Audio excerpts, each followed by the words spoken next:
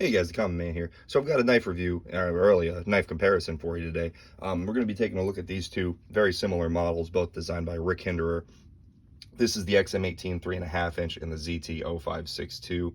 If I stumble with my words a little bit today, I apologize. It is very early in the morning, at least for me. And with newborn twins, you gotta take what opportunity you get to film these videos. So I'm still waking up, and my voice is a little hoarse from just getting out of bed, so just bear with me today. But like I said, Rick Hinderer XM-18 3.5 inch. This is the slicer grind with the stone wash finish and a no choil.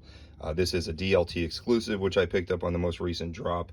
This is the ZT 0562, particularly the titanium scale version. So this is actually a pretty similar comparison, because these do have the same, essentially the same blade shape and grind. I do have the Rick Hinderer spear point here, which does have the choil. This is the working finish. We'll talk about this one a little bit, just kind of throw it into the comparison, because this is more of a kind of a classic XM-18 blade shape, and with that choil, that's kind of the the original one, and one that probably maybe most people would be familiar with. But so I did have the Rick Hinderer XM-18. I did purchase that first. I actually purchased this one first, before the ZT and before this guy. And so I know a lot of people would buy the ZT 0562 titanium, or the carbon fiber, or the G10 when they offered that. As kind of a stepping stone to the Rick Hinderer, because maybe they didn't want to pay the price of the Hinderer, but they wanted that same kind of ergonomic feel. They wanted, the same blade shape, and they wanted a Rick Hinderer design. I, however, did have the Rick Hinderer first, and so that shows you that I was still interested in the ZT. It's not like I had the Rick Hinderer, so I had no interest in the ZT at all. No, they are different enough, they're unique enough, where I still wanted to check this guy out, and I'm telling you, I'm really, really glad I did. They're very similar knives, but they offer some pretty big differences between the two, and we'll talk about all of that. I think basically we'll just start off with we'll kind of break it down to different parts of the knife to give you a nice detailed and accurate comparison between the two. So let's go ahead and just start with the blade. So the ZT 0562, this has the slicer grind, and they pretty much all were offered with this slicer grind. And I think that this blade finish, unless you got like a coated black coated blade, this is the finish that you are going to get. This is a nice belt satin finish, and originally I didn't really care for it in pictures and things, and usually I don't really care for belt satin finishes on blades, but there's something special about this. I think it's because of all that surface area on that nice flat grind, and the way it increases as it goes out towards the tip. Something about that belt satin looks really good on this blade. It's just, I don't know, the way the light catches it, it's really impressive. And it's got this nice kind of stonewash finish up here by the ZT logo, and just the, kind of just the two up against each other offers I don't know, a very unique look.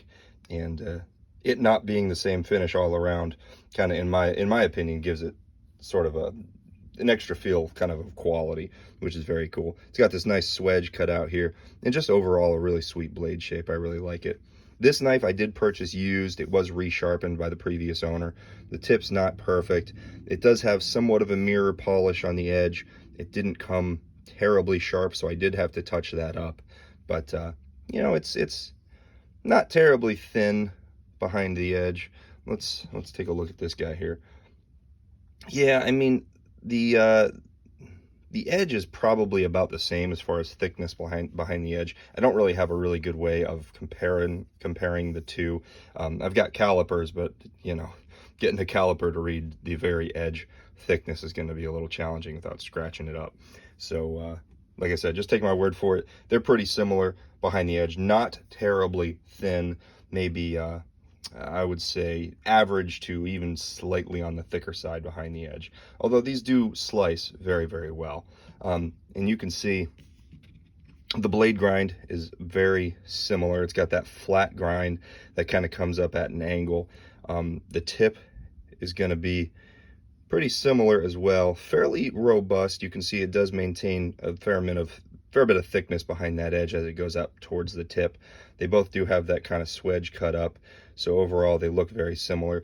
Now, the one thing that I did notice right off the bat is that the ZT, the blade profile, is actually just a hair thicker. I'm not sure if it's going to be easy to tell, but yeah, we'll line those up. You can see that the ZT does have a slightly higher or thicker profile to that blade, giving it just a little bit more, yeah, a little bit more blade blade height. And you do notice that a little bit when you use it and when you carry it. You notice that the blade comes down a little bit lower in reference to your hand here, which is fine. You know, I actually kind of prefer that, to be honest with you. Whereas this guy, the blade's up a little bit higher. But yeah, it's not a huge difference, and it's not something that's going to probably sway you one way or another between buying them, unless you prefer one look over the other.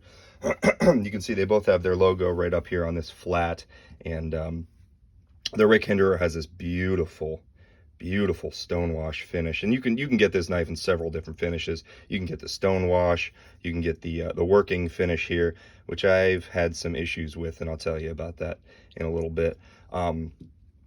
You can also get like the battle black. There's a few different options, and some that are discontinued, some that are still offered. But honestly, if something's discontinued by Rick Hinderer, just wait and they'll probably do it again, because they always do their stuff in batches, and you never really know what's coming next. But you know, they both have no forward choil, which is, I don't know, I'm kind of on the fence about that. With this slicer grind, it's nice having all that blade, all that edge length. But I will say the ergonomics of having that choil is very nice. I do like being able to choke up on my knives. I generally prefer a knife with a choil versus a knife without a choil, because I do like getting my forward finger up on there, and you get just so much control up on that tip the farther up your fingers go. And this is incredibly comfortable holding it like this. This is fine, but this gives you just that added security and added precision in your work. So I do appreciate that. But I mean, you're getting the same thing here with the ZT as the XM-18 without the choil. You know, plenty of room for the hand. There's no doubt about that. And you're still going to get a decent amount of control. And honestly, they both have this flipper tab, which works as like a finger guard, and it actually wraps around your finger just a hair, just adding to the control that you get with these knives. So without the choil, it's not too bad. I don't mind it too much. Overall blade thickness, you can see, you can look up the specs, but you can see they're pretty much the same. Really not much of a difference there at all. And between the two, as far as the thumb studs go, the ZT, these are really not meant to be thumb studs. If you can get your thumb up in there and use this thing as a thumb stud, you're probably going to be hurting, and I can tell you, I can't do it. There's just not enough. It doesn't come out far enough. There's not enough traction on there to use it as one, so it's really just a flipper. The Hinderer, the XM-18, if it, you know, they do offer these without the flipper, but it is obviously much easier to open with the flipper tab, but you can get it with the thumb stud. It's just with the flipper tab, these things come with a pretty hard, pretty strong detent, so it's going to be a little more difficult. You can see I'm struggling pretty bad here.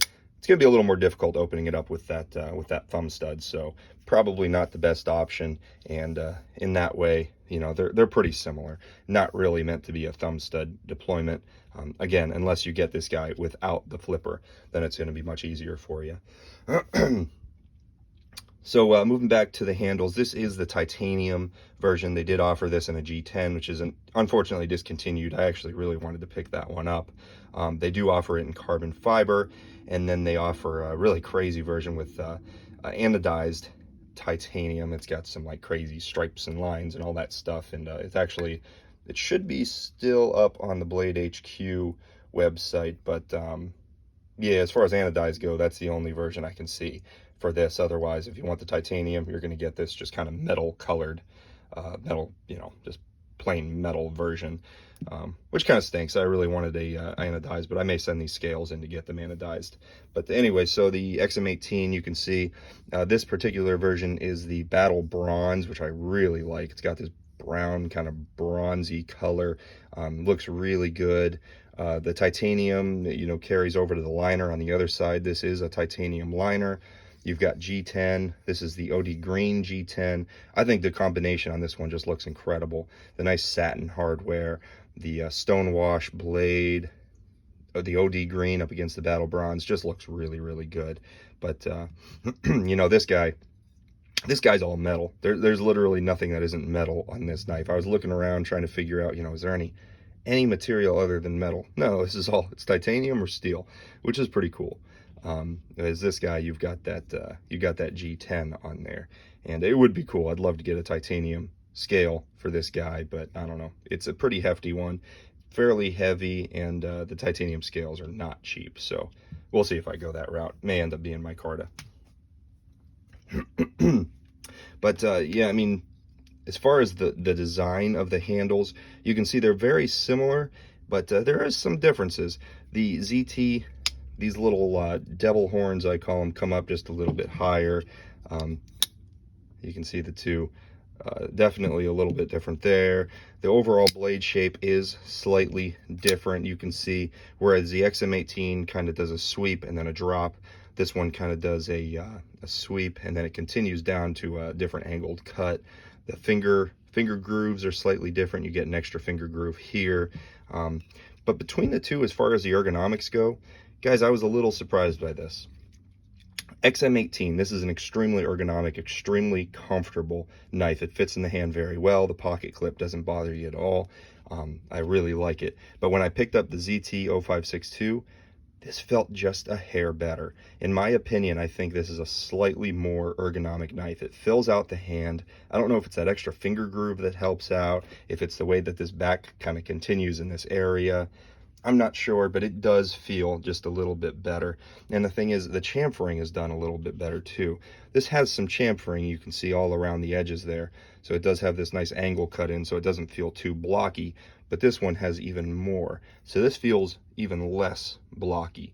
So your hand just kind of wraps around it. There's no hard, you know, rough spots. Pocket clip goes right into your hand, right about here, right where you want it to go.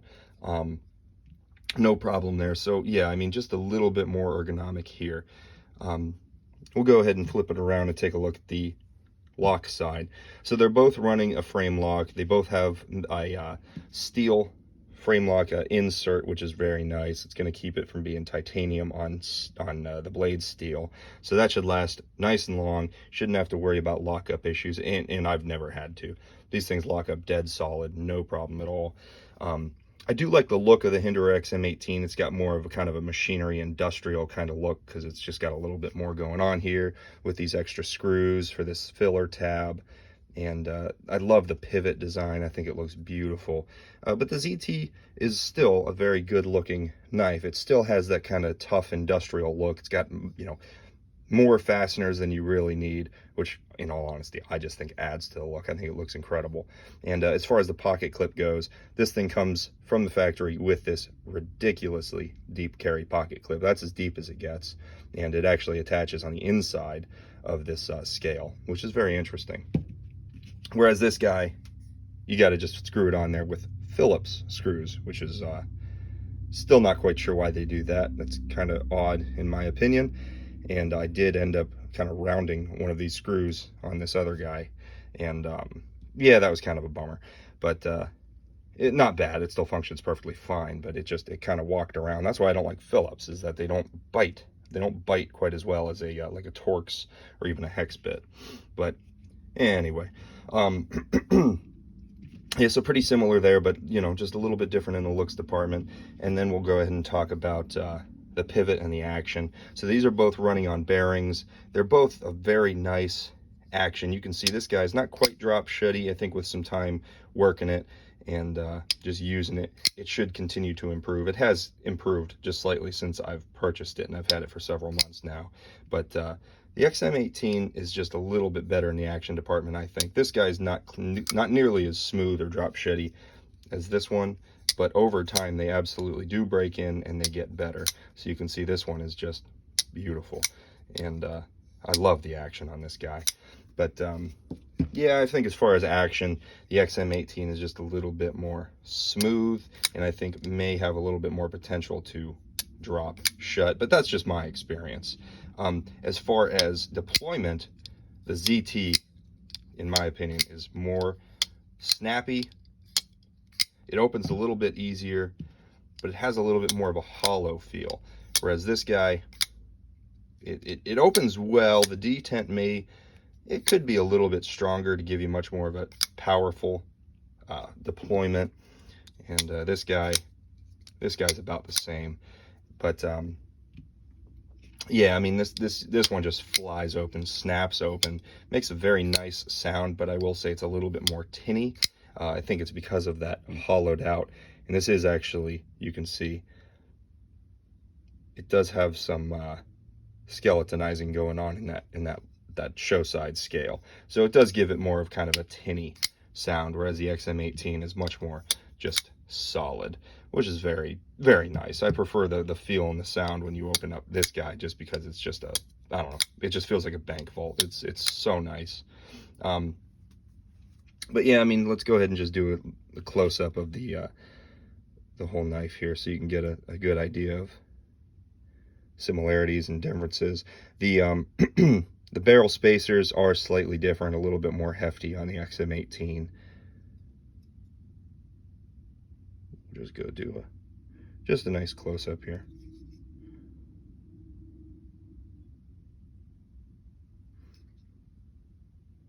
Yeah, so not a ton of differences. Jimping is a little bit different. You can see you get some more traction here on the lock bar. Access to both lock bars is very good.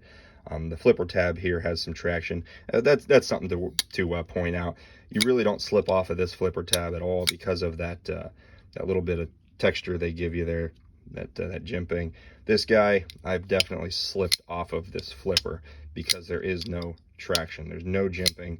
So I've done this a few times, and you've probably seen it in my videos where I'm trying to deploy it and I just slip right off of it. So that's another thing to consider. We'll go ahead and I think a weight is something that is important to consider here, because they are both fairly heavy knives. They're kind of bigger knives, so let's go ahead and just let's compare the two. So we've got the ZT-0562. By the way, I'm not 100% sure how accurate this is, but regardless of what the number is, you'll at least see the difference between the two. So this is 5.43 ounces. Just double check. Yeah, 5.4. We'll call it 5.4. XM-18 is 5.5. So yeah, you know, 1/10 of an ounce different. And then we'll go ahead and just compare it up against this guy just to see. Yeah, about 1/10 of an ounce difference. So XM-18 is going to be just a hair heavier, not a ton, not terribly noticeable. Something that's kind of funny though is that the ZT-0562, if you want to get the carbon fiber version, you may think, oh, you know, save a little bit of weight on that guy. No, it's actually heavier. And the reason is it's got a metal or a steel liner underneath the carbon fiber. So it's actually going to be just a hair heavier than the titanium version, which you probably wouldn't think of. But anyway, guys, I mean, I think that's pretty much it. I think I did a fairly thorough comparison. If I missed anything, just leave a comment below if you'd like to add some things that you guys have noticed. One thing I did forget, 20 CV, and then what's this guy? 20 CV, and then this guy is S45 VN. The ZT-0562s, the most recent models, are all going to be 20 CV, and the XM-18s, you're going to get S45 VM, S45 VN, M390, 20 CV. I think they have 3V. There's a bunch of different blade steels that they offer it in. But anyway, another thing just to consider. But yeah, guys, that's pretty much it. Hope you liked the video. If you did, please leave a like. Like I said, if you had anything you'd like to add, go ahead and leave a comment. And if you're not subscribed, I'd really appreciate it if you did. We just hit 500 subscribers, which is insane. That blows my mind. I feel like we were just at 200. So, I mean, our subscribers more than doubled. That's just wild. So thank you all for watching. I really hope you guys enjoy, and yeah, stick around, keep watching, because I got some more stuff coming up here very soon. And yeah, thanks for watching.